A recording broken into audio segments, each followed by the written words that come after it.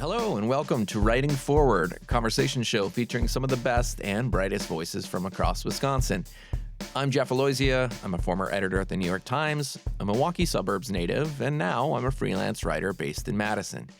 Each week I sit down with writers from and connected to my home state for candid, sometimes messy conversations about craft, identity, and what it means to build a writing life rooted at home and away from the traditional centers of the literary world. From fiction to nonfiction, poetry to journalism, we dig into what keeps Wisconsin writers moving forward, one word at a time. My guest today is Melissa Faliveno. Melissa is the author of two books, the essay collection Tomboyland, which was named a Best Book of 2020 by NPR and was a recipient of a 2021 award for Outstanding Literary Achievement from the Wisconsin Library Association, and more recently, the novel Hemlock, a queer Gothic tale about a woman who returns alone to her family's cabin in Wisconsin's North Woods, only to find herself unraveling as the past, and perhaps something even more sinister, begins to close in. Originally from Mount Horeb, Wisconsin, Melissa holds a BA from the University of Wisconsin and an MFA from Sarah Lawrence. She now teaches creative writing at the University of North Carolina and lives in the woods outside Chapel Hill, though her work remains deeply rooted in the landscapes and contradictions of the Midwest. Across both Tomboyland and Hemlock, her writing explores questions of place, identity, and inheritance, touching on our drinking culture, queerness, isolation, and the complicated ways the places we come from continue to shape us long after we leave. Melissa Faliveno, welcome to Writing Forward. Thank you so much for having me. It's such a pleasure to be here. Yeah, it's wonderful to meet you. As I said to you before we started here, I think we were around the same age and have sort of haunted many of the same places, I'm sure. And so it's such a joy to be speaking with you after reading your books. Thank you. We begin every episode of this show by asking our guests to share a brief passage from someone else's writing, a novel, poem, essay, or article that for them evokes Wisconsin in some memorable way. Melissa, what did you choose, and can you read it for us? Yeah, absolutely. I chose Still True by Maggie Ginsberg.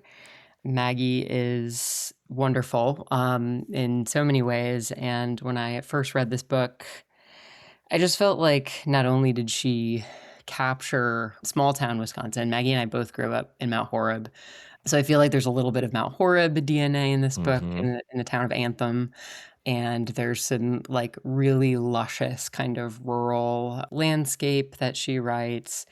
And Maggie also writes about alcoholism and drinking and the, I think like the deeply rooted connection between this place and drinking culture. And that was one thing that really resonated with me when I read this book. And I just felt like it was a very true and very compelling depiction of the Wisconsinites' relationship to alcohol and also like rural landscapes and how they're very tied together. So I thought I would read an excerpt that that stuck with me where two characters are drinking beers by a river.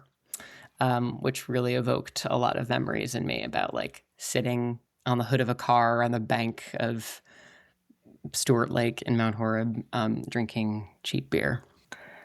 "What a view, huh?" said Matt, crushing the empty Miller Genuine Draft can in his fist and tossing it into the river below. They sat side by side on the hood of his car, parked near a huge bridge they'd found just outside town. It was his third beer already, and she was halfway through her second. Claire rarely drank this sort of cheap stuff, and she was already surprisingly, deliciously buzzed, especially after abstaining for a few days. "It sure is," she replied, mesmerized by the crispness of the green leaves dangling from a tree that was bent over the water, as if to drink too. She couldn't remember the last time she had felt this oxygenated. Claire had used her employee discount to buy the 6-pack of cheap beer in which to boil the brats for dinner, thinking Dan and Charlie might appreciate one last cookout this season. She'd also bought a box of wine. Not to drink, she told herself, just something she could keep in the pantry to have on hand for cooking. Matt had clocked out at the same time she had, then offered to help carry her groceries to her car. She was just about to close her driver's side door when she got the text from Charlie on his new phone. Can I go to Kyle's house? His parents are home. She'd been typing out her reply about dinner, one leg in and one leg still dangling toward the parking lot, when she was interrupted by a second text. This time, Dan letting her know he had to stay late for a meeting. You two eat without me, she'd read, then sat a full minute, considering the plastic bag of brats, buns, and potato salad beside her, the carton of strawberry ice cream, Charlie's favorite. Then she'd looked up at Matt, who was leaning against his own car now, smoking, staring unapologetically at her leg. Such a nice night, she'd said, and he grinned. Now here they were, just far enough outside town that they probably wouldn't be spotted together, but close enough to pretend nothing untoward was happening. Just two friends, hanging out by the river on a gorgeous Wisconsin evening, having a beer. Or four, she thought, watching Matt crack the last can. God, I forgot how good beer tastes, he said. Yeah, I don't drink it very often myself, she said, which wasn't entirely true. I'm so glad you chose that. What a wonderful follow-up to having Maggie in this program. I think your books are in many ways like wonderful companion pieces to each other. There's so much in that passage, I think, that is so evocative. Even just like I can see right now the plastic bag with the brats and the buns and the potato salad. Yes. Like in that moment, I mean, so much. Every turn of that section too, this kind of like, she writes also about desire and this sort of budding affair and, this idea of going out somewhere where no one recognizes you, or you can kind of do whatever you want and no one will know. And whether that's sort of flirting with a person who's not your partner or, drinking too much, throwing cans into the river. It's so perfectly evocative of this place. Yeah. Well, thank you for sharing it. Absolutely. My total pleasure. I think this sets up perfectly some of the questions I wanted to ask you about Hemlock. You've just finished the book tour for Hemlock. You note in the marketing copy that it shares some DNA with The Vegetarian, which is a book that I adore. I also think there's a little bit of The Shining maybe in this. You call it a butch black swan, which is just an amazing description. For listeners who may not be familiar, can you talk about just how this book came into being? Yeah, absolutely. And I have to thank one of my agents for the Butch Black Swan tag, which she put together like the sales copy, when the book was sold for Publishers Marketplace. So this book came together in a really kind of surprising way. I wasn't planning on writing a novel at all. I was thinking that after Tomboyland came out, I would write another essay collection. I did my MFA in nonfiction, and I kind of like identify first as an essayist. So it's how I make sense of the world. It's how I write when I sit down to write. But something weird happened, which is that when I was finishing Tomboyland, I went back to the Northwoods of Wisconsin to finish it. And I was Bon Ivered it. I Bon Ivered it in like a really intense way. I was there alone for 5 weeks in the springtime. And so not a lot of people were around. And my family has a cabin kind of north of Boulder Junction on the border of the UP. And I was there alone writing. And there was no Wi-Fi and there was very little cell reception. The story that I like to tell is that I would get bars in the morning. And then inexplicably by like 5 p.m., all of the bars would be gone. And so I couldn't call anybody.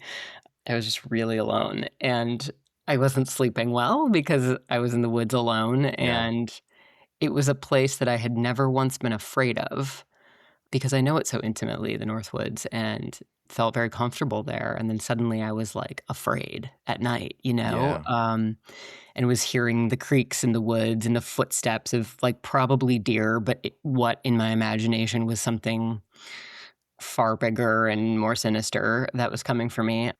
And so I would work on Tomboyland all day, and then at night, around dusk, I would sit on the porch and drink a beer and read a book. And I was feeding the deer, which is an illegal practice, but I was doing it anyway because my mom does it. And so I was Hmm. like carrying on this tradition. And this doe started showing up at the edge of the woods, and then she would, work her way into the clearing and she would eat at this trough that I filled. And I would sit on the porch and watch her eat her dinner. And she would like look up at me and I would look at her.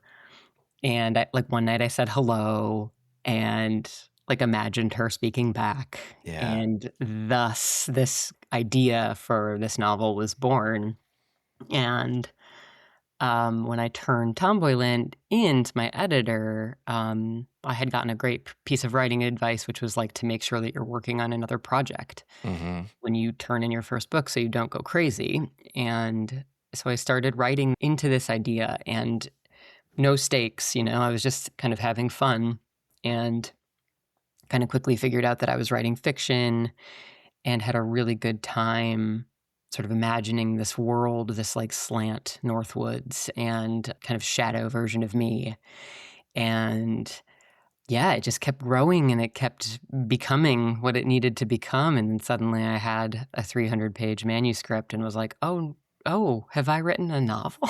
Yeah.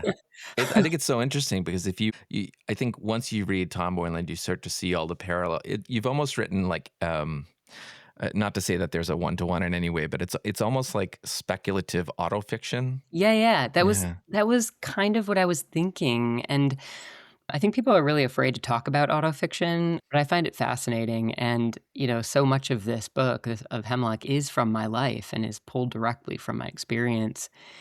And that's kind of where it starts. And then this sort of speculative mode takes over. And, this character, Sam, began as me and then became her own character. And like the world where this novel began started very much as like my parents' cabin in the woods between Boulder Junction and Presque Isle, and then became its own thing. And this other kind of town emerged, but it does feel to me like this shadow version of each, like a slant Boulder Junction, like a Yeah. slant cabin, a slant sort of clearing. But I had a ton of fun, and it felt like I could pull all these parts of myself, into the story.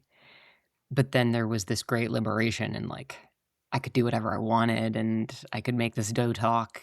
And I love horror and sort of let all these kind of like horror or speculative elements work their way into the story too, which was really fun. Well, it's such a rich setting for a Gothic novel. You mentioned this before about having spent so much time growing up in the North Woods and then going there by yourself. And I think like, there's a way in which we sometimes underestimate like how much we're at the mercy of the natural world until we're alone in Yes. it. And it gives the book this really cool claustrophobic feeling. I'm so glad to hear you say you had fun writing it because, I think this is in many ways a sort of difficult and isolating book. Not difficult to read, but, it's pretty heavy. Yeah, it's dark. Um, your protagonist spends sort of long stretches entirely on her own, which I'm sure it was a challenge narratively. What was your mindset while you were writing those sections of the novel?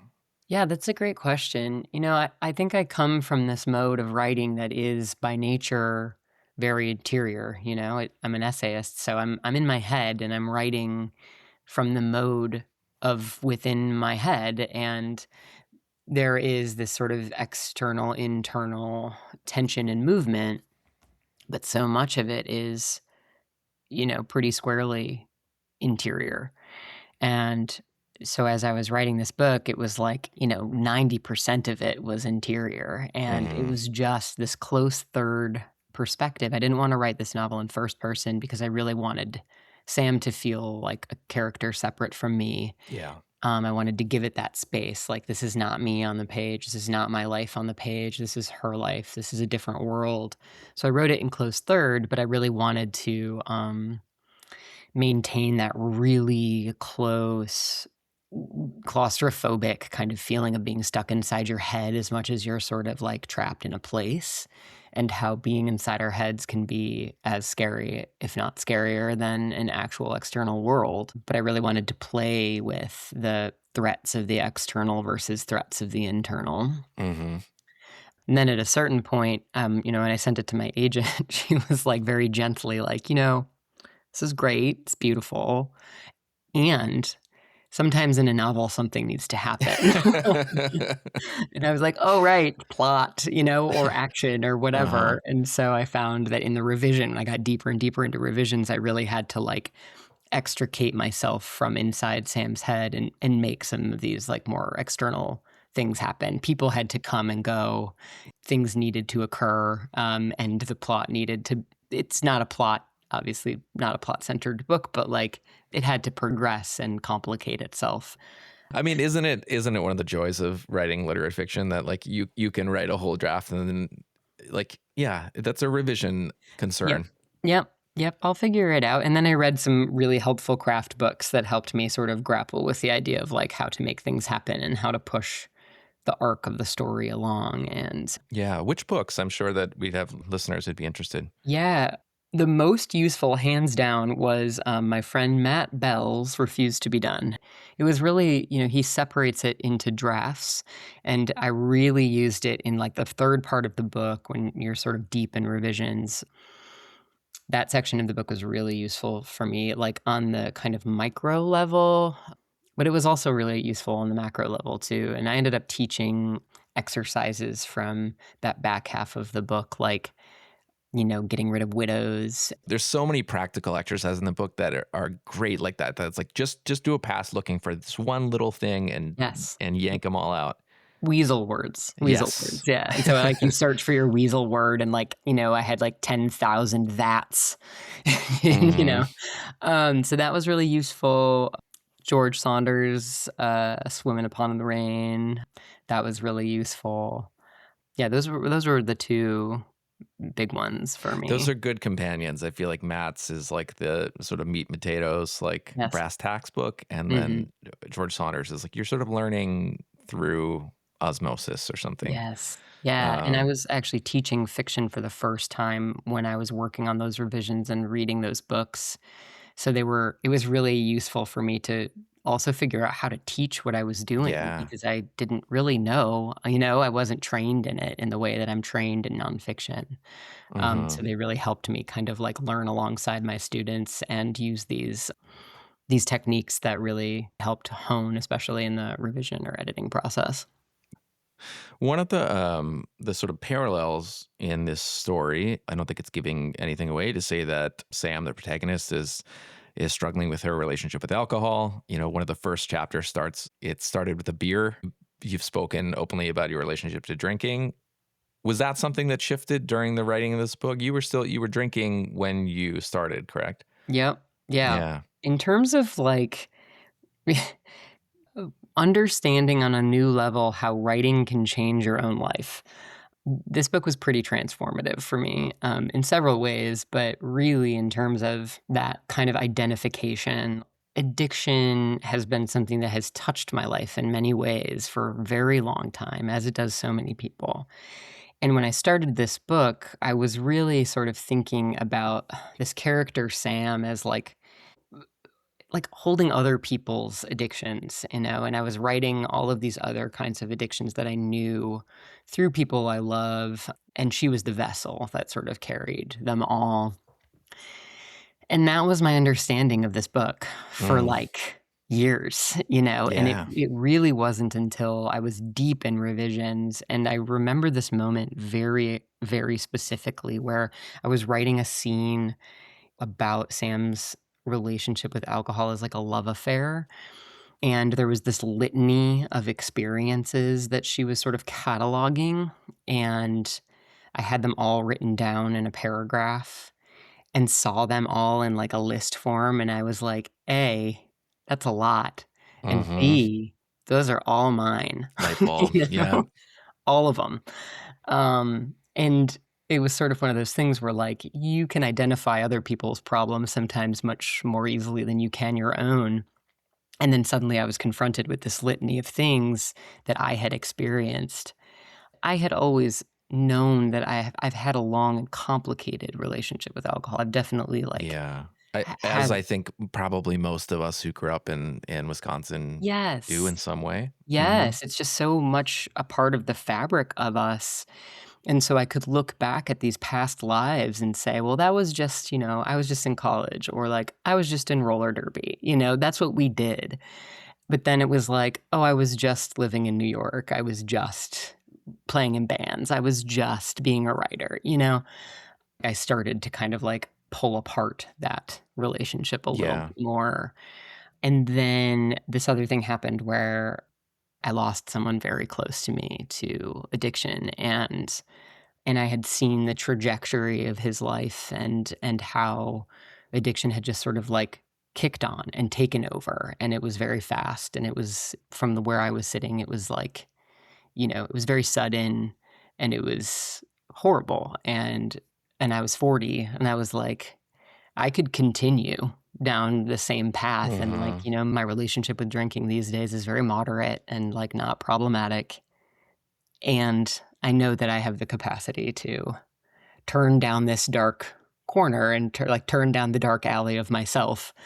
And it's just sort of like, I think it's maybe time to step away from this. And so I did. And it changed the way that I saw Sam, and it changed the way that I worked on the revision of the novel too. Going from like someone who was actively still drinking while writing this book to someone who wasn't, and thinking about like, oh, I'm making a choice to be in the light, Mhm. and Sam keeps sort of stepping toward the darkness of the woods, and I really sort of was like, I too I'm standing at the same edge, and so many of us are, and we can choose to like keep going on this path, or we can take a step back. What a powerful example of we often think about what books can do for readers, but like what a book can do for the writer.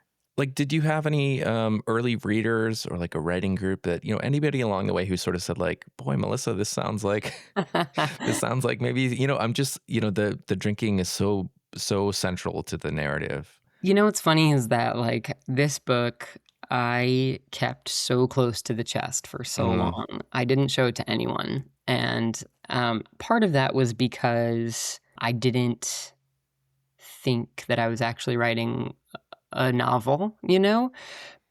I don't think I believed that what I was writing was going to become a book that would be sold, you know? I thought I was kind of just, like, having fun and experimenting, and then this would never see the light of day, and I would move on to my next nonfiction project. And part of, like, showing it to someone or articulating it, telling someone about it, was like giving it away, and I really wanted to keep it as just my own thing for as long as I could. So I didn't show it to anybody for a very long time, in, like, I don't know, at least a year. I mean, I was working on it for a long time, and I eventually only showed it to 2 people. My partner first, who, like, reads everything I write, and then my agent. And in both of those cases, I was just kind of, like, seeking some external validation, like, mhm. "Can you tell me if this is good and worth pursuing more, or can you tell me straight if it sucks and I should Yeah. shelve it?" But I didn't do the thing where I gave it to friends or early readers really at all. So I didn't really have a lot of people being, like, giving any kind of, like, content input. It was more like, "How is this story Yeah. unfolding? Is it a strong story?" And then kind of dove directly into revisions with my agent. Again, I think it probably doesn't help growing up in a culture that like doesn't necessarily talk about things. I want to, I think this is a book that will should appeal to anyone, regardless of whether they have a relationship with Wisconsin or not. I want to read what I think is probably like resonated with me as the most Wisconsin passage in the book. Sam is talking to her father on the phone, and he says, "How's the weather?" That perennial Midwestern question and her father's love language across the distance, words that really meant, how are things where you are? And are you safe? And do you need anything? And I miss you. That felt so deeply familiar to me. The way that care is expressed indirectly. The number of conversations I've had with both my parents, but especially my dad, about the weather, especially after I moved away.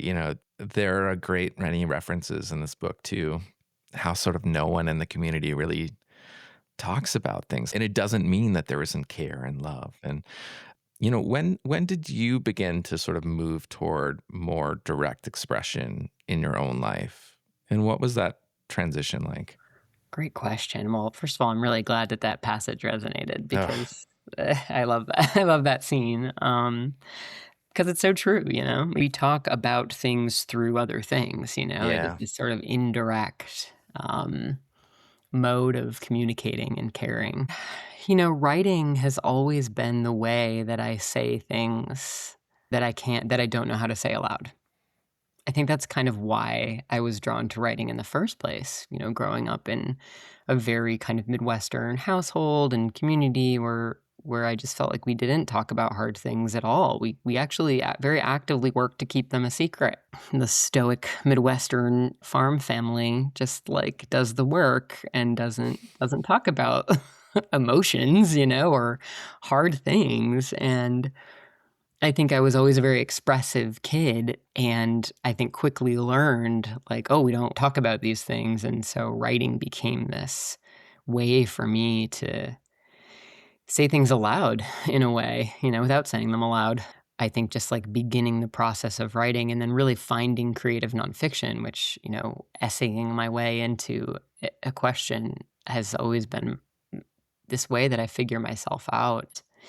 And then also coupled with it's like starting to go to therapy when I was very young, Hmm. like this sort of like, unheard of commitment to therapy when I was like 23 or 24, And I, have been sort of like in and out of therapy ever since, and just looking at talking as this way of like things don't have to be bad for you to go to therapy, like this is actually like a really great way to figure out how you feel and like loosen the pressure valve of silence.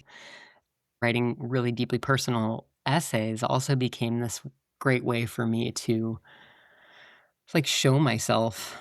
I do still have that deeply Midwestern, like, oh, I can't spend too much time talking about myself, Hmm. but I can in personal essays. Right. um, Right. I had this conversation with the essayist Barrett Swanson. We were talking about how sort of personal essay is in many ways sort of antithetical to the Wisconsin idea of not making a yes. spectacle of yourself and not talking about Yes. yourself. I'm curious about your relationship to publishing and specifically like Pub Day.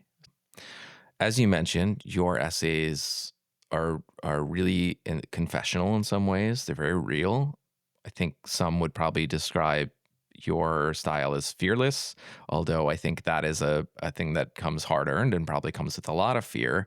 Hmm. Um, what is it like when you know that something is going out into the world? And I don't necessarily mean, I think often the question comes up of like, what do you owe the people who you write about?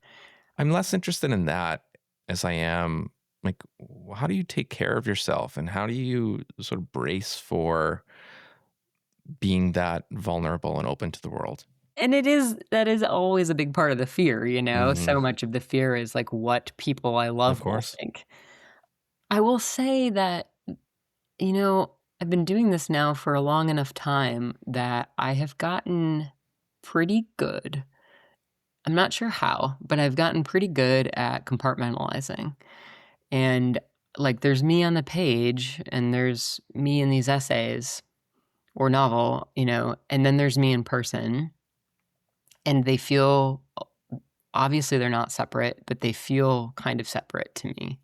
And so I've gotten good at writing something and putting it into the world. And it's not that I forget about it, but I'm just like, okay, that's going to go do whatever it needs to do and whatever it will do. And people will receive it however they receive it, which is not to say that I don't get like sort of stuck in, once in a while obsessive thought patterns about like what people think. I certainly do. I'm in an active toxic relationship with Goodreads and I'm trying to get out of it.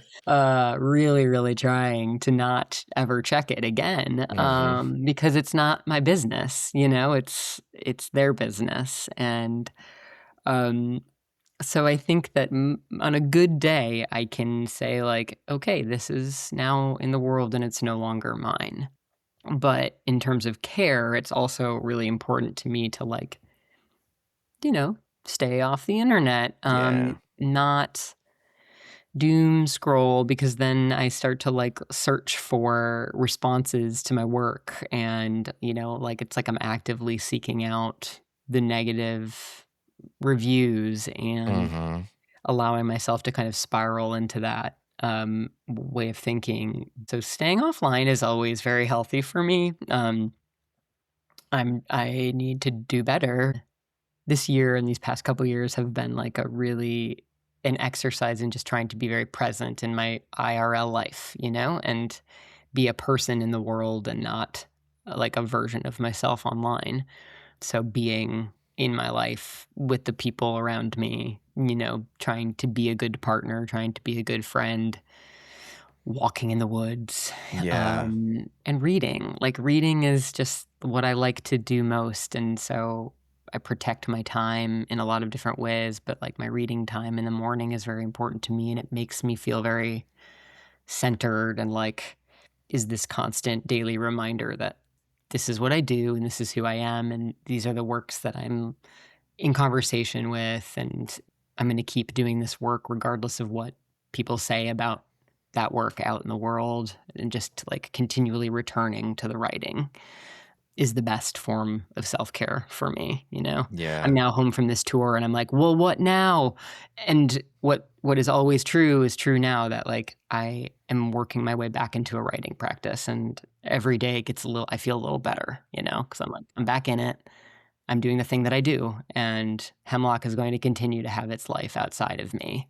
But I'm here at my desk working on what's next. Yeah. What a great feeling that is too, to sort of slip back into routine and feel like, or like, oh, I can do this, Oh, especially now in the sort of age of AI and, dumpster fires on the news every other, was going to say every other day, every day. It just feels like even more vital to sort of step away, touch grass, as the young people say. I tell my students this all the time, and I'm like always reminding myself to do the same thing. Like, don't look at your phone first thing in the morning. Don't look at your phone while you're in bed. Like, put that thing Yeah. away, read a book, go outside. Like, remind yourself that you're in the world for very limited time. I think finding the ways to remind yourself that, like, you're a person and you're doing what you can, and that even the, like masters of AI, as much as they are trying to press in on every corner of our lives, like people will continue to make art. Humans will keep making art, and that is what art is. It's a human made thing, and we are the people doing that work. It's increasingly important for me to remind myself of that. Yeah. Both your books, and I'd like to bring Tomboy Land a little bit more into the fore now. I think both your books engage with things that I think about a lot, partially as a Wisconsinite and partially just as a person in the world. Guns, drinking culture, questions of identity and belonging. Like, this is my shit. I think, and as I mentioned, some of the references to, like when I read about, you talking about listening to Linkin Park's Hybrid Theory in the weight room, I was like, oh, I'm right there with you. Still do, Jeff. Still do. Uh, at what point in your life did you begin to interrogate those things rather than just sort of accept them as like just the way things are? Hmm. I think that, finding personal essays again was really kind of like unlocked a lot for me. And that happened in college. I took, a creative nonfiction class at University of Wisconsin, and I was taking poetry and fiction classes at the time.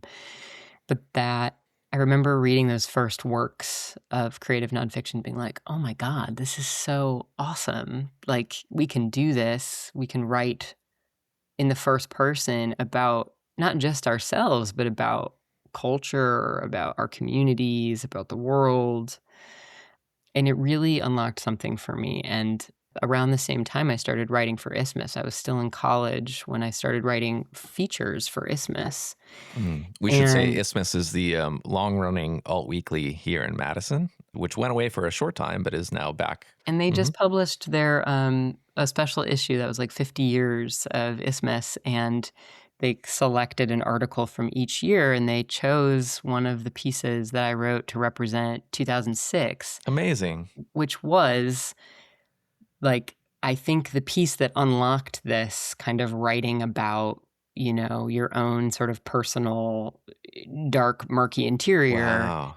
it was a piece about, like, the kink scene in Madison, Mm-hmm. and at the time, I was sort of dipping my toe into that world, and it felt like this really cool community to write about. So I was like, "I'm gonna write about the community."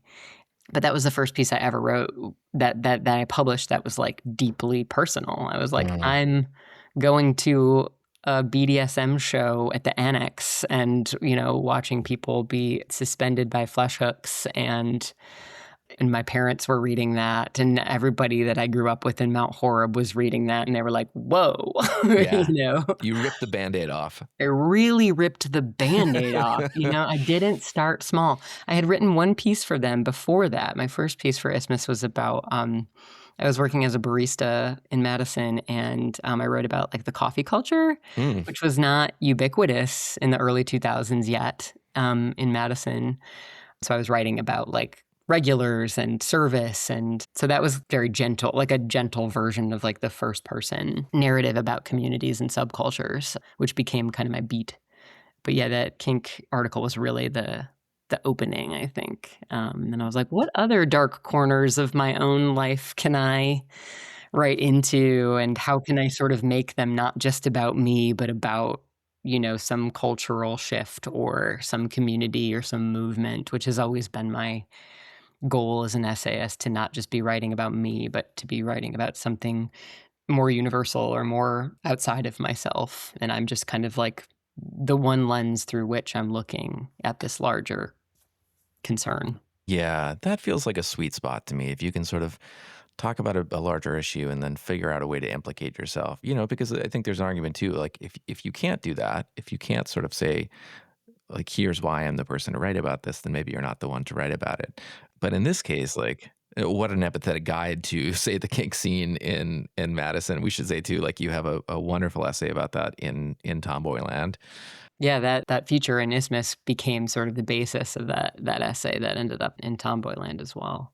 But yeah, Mm, that's so important to me as a writer. Like, the why me question, for me, it always comes down to, like, I'm interested in writing about things with which I have a complicated relationship or some sort of, like, complex understanding, or like I'm learning about something. I'm trying to figure out where I fit into a community or a culture or an idea. I'm never writing from a place where, like, I have a very hard line on something that's not interesting to me. It's always important for me to be a part of a community if I'm gonna write about it. Like, I'm not interested in being this sort of, like, lens that's looking in, from yeah. the outside. I wanna be inside, and I wanna be among, and, like, of a community or a cultural idea or question in order to write about it. Not to say that I'm an expert, but that I'm, like, invested, you know? Yeah. Not sort of being a tourist or being a voyeur, but really, yeah, writing from the inside out. I'm not usually prone to reading my guest work so much during interviews, but I do want to share one more passage from Tomboyland. This is from the essay Driftless, which closes the book, which I love so much. And I suspect, we do this thing where people read other people's work. I would guess that this will at some point be read by someone else. So it goes, my last summer in Wisconsin, I go with the man I loved to the cabin he built near a town called Sugar Grove in the heart of the Driftless area. It is late August, and a few days later, I will pack up some boxes, toss them into a truck, and drive 1,000 miles east. I will leave behind the fields and the farmland, the rivers and lakes named for slaughtered native tribes, the trees and mountains and endless prairie, the only place I've ever called home, and I will start again alone. When I get there, I'll take the train to the ocean. I'll stand in salt water and sit in the sand, a great glittering city behind me, my home in a past life just out of view, a reminder that we are driftless too. We are mountains, small and solitary, rising bare among the plains, and the rocks and silt and sand and clay, the stuff that should be inside us right here below the skin, just doesn't exist in us. But there is fertile soil somewhere too. We just have to search to find it. The reason I read that, besides the fact that it's so cinematic, Thank you. is because I think it wonderfully captures the emotional complexity of leaving home. I remember leaving Madison after college and like getting picked up by my mom and like crying quietly and I was like, what's happening to me? But it's so fraught when you Yeah. leave a place, especially for the first time. What do you remember most vividly about that transition and that drive specifically? Mm, wow. Yeah, a lot. I mean, it was. I'm actually now writing an essay that kind of it's almost like a follow up, because that was very much about leaving Wisconsin for New York, and now I've left New York and have not returned home, which was kind of always my plan, but now I'm in somewhere else. But that drive was, yeah, it was like it is cinematic in my memory, I mean, it was a very communal goodbye. I had been living with my partner at the time, who I should say is the person that I lost to addiction, Mm, 2 years ago, and we remained very good friends, and he had moved in with another very good friend of mine, and they were living together on the Near East Side. And my dad lent me his 2007 Chevy Trailblazer, to make the drive. This was 2009, so it was a pretty new car, mhm. and my mom and my dad and my partner at the time, Paul, and my friend Paige, who's also in Tomboy, both of them are in Tomboyland. Yeah, he's the one that we went, to the Driftless area Yeah. together. We packed up the car together, and there's like they're very vivid memories, of my friend Paige still talks about this, like my dad asking her advice on how to pack. And she was just like, I've never been asked by a grown man, my opinions on how to like pack a car, and that has stayed in her memory. Um, so these 4 people that are very important to me and were very important to me then helped me pack. And then Paul, my former partner, and I made that drive together all the way out to New York. We moved all my stuff in to my new apartment, and then he drove all the way home, all the way back to Madison by himself.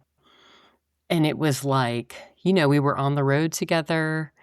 It was kind of pretty certain that, like, we were gonna break up, and we had been together for many years, but we were still in that car together. And then he dropped me off, spent the night, and then drove away. And then I was, like, alone, And I was in this house living with 2 strangers, and I just remember sitting in my room, and I didn't bring very much furniture with me because there was already furniture in the house. I was sitting among all this furniture I didn't recognize except my writing desk.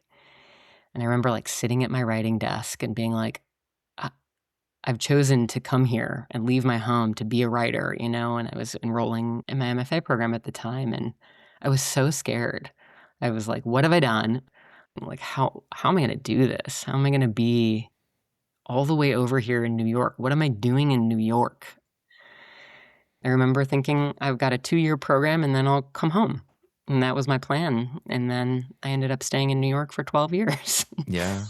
You write elsewhere in Tomboyland about living in New York for that long and wondering whether it felt more like home than anywhere else. Mhm. How does North Carolina feel to you now? It's funny, I'm still getting to know it, Mhm. Wisconsin, it will always be home. It's where I grew up. It's, where I was born and raised, but, I really became an adult in New York, and, I lived there in very formative years from age 26 to 38, So I think really became the person I am now there. And North Carolina is like, I don't know, it's at once like this brand new place and it feels kind of familiar. Mm. I keep referring to it as like the Wisconsin of the South. Like Chapel Yeah. Hill, Durham is like Durham is the Madison of the South. Mhm. I maintain that. And, I have my life at the university, and then around it where I live in the woods is absolutely gorgeous. We live very close to a river. There's so many hiking trails, tons of woods. It really reminds me of home in that way, like the natural world, and the beauty of the natural world here kind of butting up against this kind of center of higher education and commerce and whatever, but it's also not the Midwest, it's the Mm-hmm. South. And so I'm figuring out like what it means to live in the South. Like I'm planting a garden and trying to figure out how to grow things in red clay. And my answer to that is raised beds because I don't know how to grow things Uh-huh. in red Uh-huh. clay. Do you think you could ever sort of move back to Wisconsin full time? Oh yeah, for sure. I think about it all the time. I still feel very called back and called home. My parents are still in Mount Horeb, and I still have a very good community of friends in Madison. And Madison still feels like home every time I come back. Well, to close things off here, I'm hoping you'll be game for a quick speed round, and then we'll Let's do send you it. on your way. All right. Yes. What is something that people outside the Midwest sort of most misunderstand about Wisconsin or its people? Ooh. Probably that there's more to us than just cheese and flatness. I think people think that Wisconsin is Mm. like flat Midwest. They don't know our They landscapes. need to read Driftless. They sure do. Hmm. Do you have a favorite queer fictional character? Mm. Wow, these are hard questions.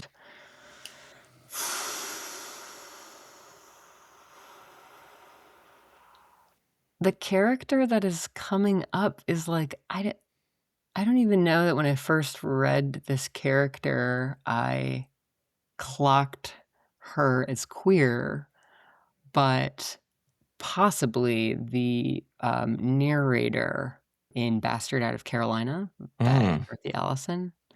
I just love her voice, and I also felt really seen in that book too, that like the kind of rural queer narrative. What's a smell that instantly takes you back to childhood?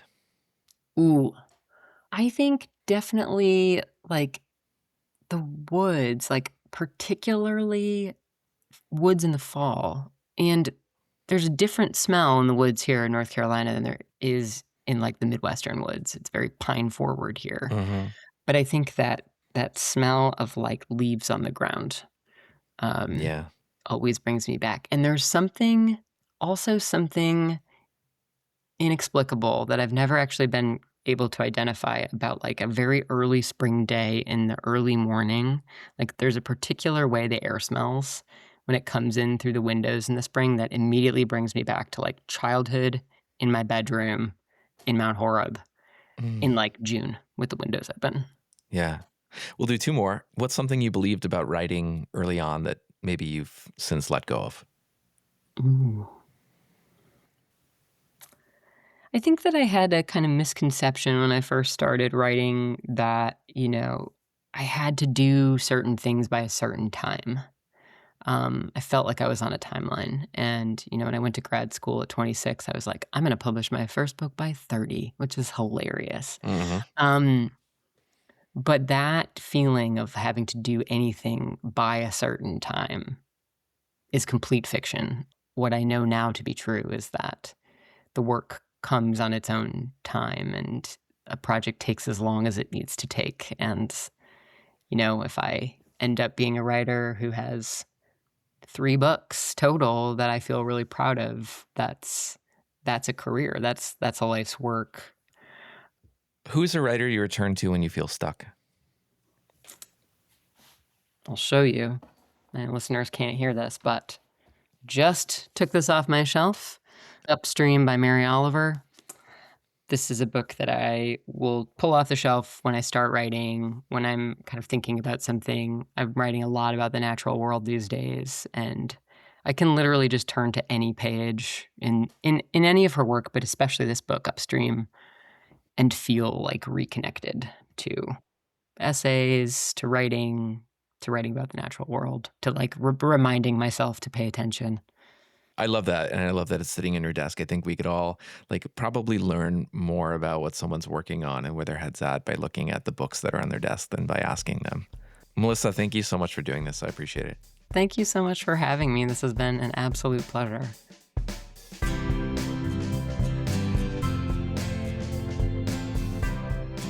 A huge thanks to my guest, Melissa Faliveno, and thank you for tuning in. You can find Melissa's writing online at melissafaliveno.com.